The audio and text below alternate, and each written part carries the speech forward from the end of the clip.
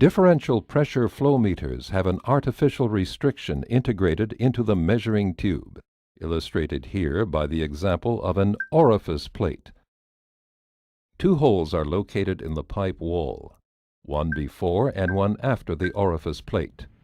Two separate tubes connect these holes to a differential pressure sensor with its two pressure chambers separated by a diaphragm. The tiniest pressure differences in the flowing fluid can be precisely measured.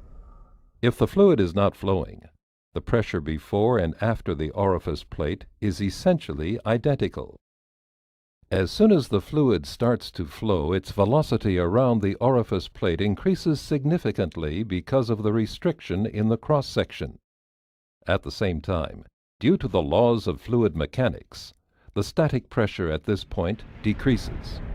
Consequently, different values are detected in the pressure chambers of the sensor, a higher pressure before and a lower pressure after the orifice plate.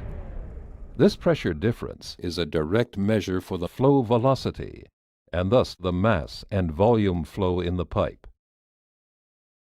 The higher the flow velocity, and the resulting drop in pressure around the orifice plate, the greater the differential pressure measured.